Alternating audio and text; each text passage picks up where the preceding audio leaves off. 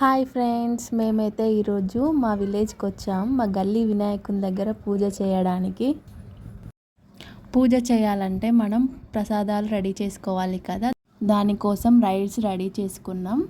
చింతపండు నానబెట్టుకొని పులుసు పక్కన పెట్టుకున్నాం. పులిహోరకి కావాల్సిన పోపు రెడీ చేసుకుంటున్నా. పోపు ఎలా రెడీ చేసుకుంటున్నానంటే 1.5 పావు ఆయిల్ వేసుకొని కొద్దిగా శనగపప్పు, కొద్దిగా పల్లీలు, జీలకర్ర, ఆవాలు, ఒక ఎండుమిర్చి, కొద్దిగా కరివేపాకు, 1 స్పూన్ పసుపు అన్నీ వేసుకొని బాగా వేగించాలి. బాగా వేగిన తర్వాత చింతపులుపును అందులో పోసుకొని బాగా కలుపుకోవాలి. కలుపుకున్న తర్వాత సరిపడా సాల్ట్ వేసుకొని ఒకసారి కలుపుకొని మూత పెట్టుకోవాలి. పులుసు మరిగిన తర్వాత ఒక నిమ్మకాయ రసాన్ని దాంట్లో పోసుకోవాలి. కొద్దిగా నువ్వుల పొడి కూడా వేసుకోవాలి, టేస్ట్ బాగుంటుంది. మనం రైస్ని చల్లారబెట్టుకోవాలి. చల్లారిన తర్వాత పోపు దాంట్లో వేసుకొని బాగా మిక్స్ చేసుకోవాలి. బాగా మిక్స్ చేసుకోవాలి.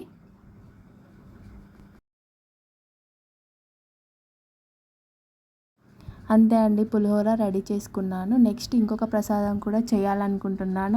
ఇంకొక ప్రసాదం కూడా చేసుకున్న తర్వాత గణేశుని దగ్గరికి వెళ్దాం. ఇవి అందరికీ తెలిసే ఉంటుంది కదా, వీటిని బొబ్బెళ్ళు అంటారు. వీటిని ముందు రోజు నైట్ నానబెట్టుకోవాలి. మనం చేసేటప్పుడు 2 టైమ్స్ వాష్ చేసుకొని కుక్కర్లో వాటర్ పోసుకొని కొద్దిగా వేడైన తర్వాత అందులో బొబ్బెలు వేసుకొని కొద్దిగా సాల్ట్ వేసుకొని ఒక 2 విజిల్స్ వచ్చేంత వరకు ఉడికించుకోవాలి. ఉడికిన తర్వాత వాటర్ని వడగట్టుకొని పక్కన పెట్టుకోవాలి.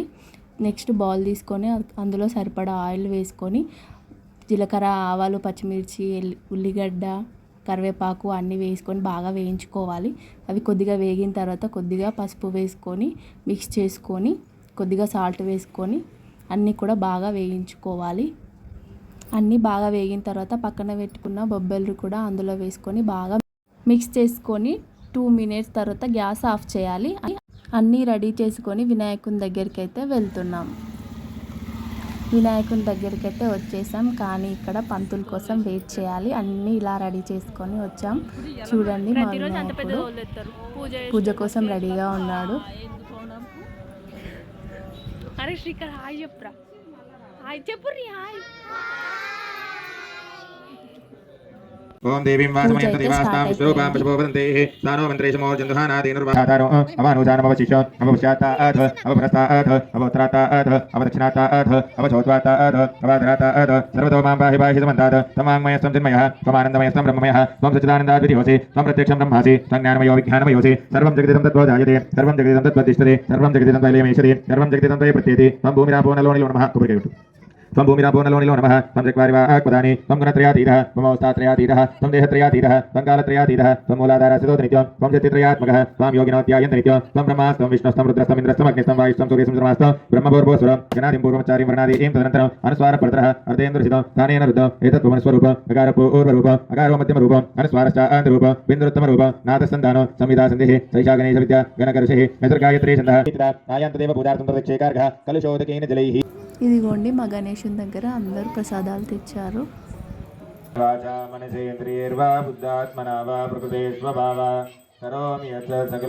హారతి కూడా ఇచ్చేసాం. పూజ కంప్లీట్ అయింది.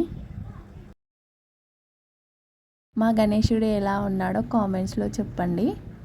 ఈ వీడియోని లైక్ చేయండి, షేర్ చేయండి, అలాగే మా ఛానల్ని కూడా సబ్స్క్రైబ్ చేసుకోండి. బాయ్.